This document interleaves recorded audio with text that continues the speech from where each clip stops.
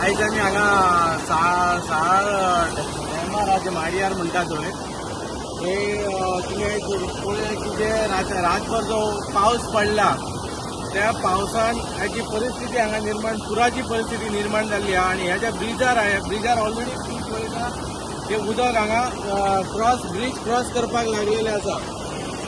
आयज हो जो पावस आसा जर म्हाका दिसता जर पावस जर आनी एक 2-3 वरां जर पावस जर थांबोंक ना म्हणजे डॅमाचें उदक सोडलेलें आसा आणि हो जर पावस आयज थांबोंक ना जाल्यार 100% साळान खंय तरी परत पुराची परिस्थिती निर्माण जातली। तेन्ना सगळे जे साळांतले लोक आहेत त्यांच्यांनी सतर्क जावचे, त्यांच्यांनी आपापली काळजी घेवची आणि कोणी जे असल्या हेवी पावसान भायर सरचे न्हू आणि आपले गाडये बिडे उदकान घालचे न्हू अशें हांव सगळ्यांकडे मागणी मागता।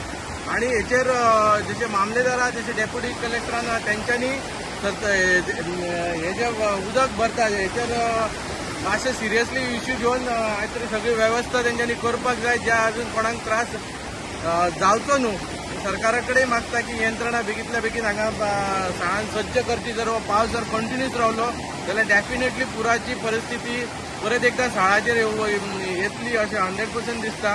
तेन्ना सरकारान हेचेर बेगींतल्या बेगीन जे मामलेदार कलेक्टर आहात त्यांच्यांनी सगळी जी व्यवस्था आहा ती करून दवरपाची अशें सगळ्यां कडेन मागता। आणि आज तुमी पळया धाकट्या जे उदकाचे जे रौद्र रूप म्हणटा पळय ते आयज हांगा जाल्ले आहा, एकदम सगळ्यांनी पळोवचें।